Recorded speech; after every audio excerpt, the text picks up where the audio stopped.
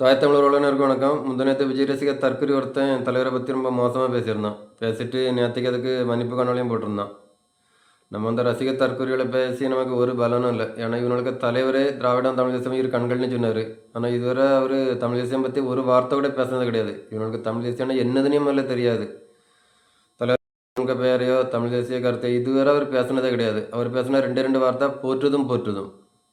அந்த காணொலியில் அந்த தற்கொலை என்ன சொல்லணும்னு சொன்னால் முக்கியமாட்டு சீமான் அவர்கள் வந்து தலைவர்னு சொல்லிட்டாரு. அந்த வருத்தத்தில் தான் நான் பேசிட்டேன் அப்படின்ட்டு. சீமான் தலைவர்னு சொல்லாரு. இல்லாட்ட உனக்கா சொல்லுவான் தலைவர்னுட்டு. சீமான் தான் சொல்லுவார். ஏன்னா 2009 வரை எல்லாரும் விடுதலை புலிகள் ஆதரவு நிலைப்பாட்டில் இருந்தவர். 2009க்கு பிறகு ஆனால் சீமான் தான் தமிழ் தேசிய புரட்சியை தமிழக இளைஞர்கள் மத்தியில் கொண்டு சேர்த்தது.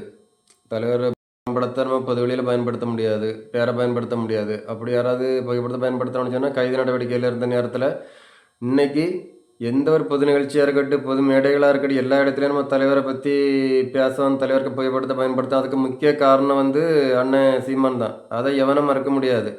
அதனால அண்ணன் சீமான் தான் அவரை தலைவர்னு சொல்லுவார். உனக்கு அந்தளவு உனக்கு ரொம்ப வருத்தமாட்டு சங்கடமாட்டோ உனக்கு இருந்துச்சுன்னா நீ எங்கேயா போய் உனக்கு சரியா. அதுலேயும் ஒரு முக்கியமான 4-5 பேருக்கு பேரை தலைவர்னு சொல்லலாம்.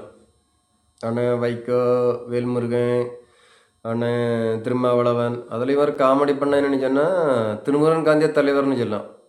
அவன் ஒரு அறிவாளி, அவர் கொத்தடிமை அவனை போய் இவன் தலைவர்னு சொல்லலாம். அப்போ இவனுக்கு அரசியல் புரிதல் எந்த மாதிரி இருக்குன்னு தெரிஞ்சிட வேண்டியதுதான். ஆனால் வைகோவை சொன்னால் ஓகே. ஏன்னா 2009 வரை ரொம்ப ஆதரவு நிலைப்பாட்டில் இருந்தவ. அதுக்கப்புறம் 7 பேரை தூக்க மாற்றதுக்காண்டி மூத்த வழக்கறிஞர் ராம்ஜெத் மலானியை கொண்டு வந்து அந்த தூக்க மாற்றினது அண்ணன் வைகோ அவர்கள் தான். மீதி சொன்ன நம்ம அண்ணன் வேல்முருகன், நம்ம அண்ணன் திருமாவளவன் இவாள் எல்லாரும் ஒரு சீட்டுக்கும் 2 சீட்டுக்கும் திமுக காலை நக்கிட்டு தான் கிடக்க இன்னைக்கு வர. திமுக காரன் எவ்வளோ முடியுமோ தலைவரை இழிவுபடுத்தின நேரத்தில் கூட இவனால யாருமே ஒரு வார்த்தையோட ஏற்று பேசலை. நாம் தமிழர் கட்சியும் அண்ணன் சீமான் தான் ஏற்று பேசுனது. அதனால அண்ணன் சீமான் தான் தலைவர்னு சொல்லுவார். அது போக இவன் போகிற பக்கில் கடைசியில் இவன் என்ன சொல்லான்னு சொன்னால் பெரியார் அம்பேத்கரை போல் நம்ம தலைவரும் அப்படின்னுட்டு. பெரியாருக்கும் தலைவரும் 2 வாரம் எதிரெதிர் துருவம்.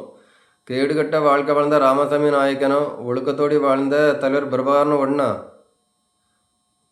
தலைவர் இவங்களாம் இழிவாக பேசணும், அவர்களுக்கு அரசியல் அதோடு முடிஞ்சு போகும்.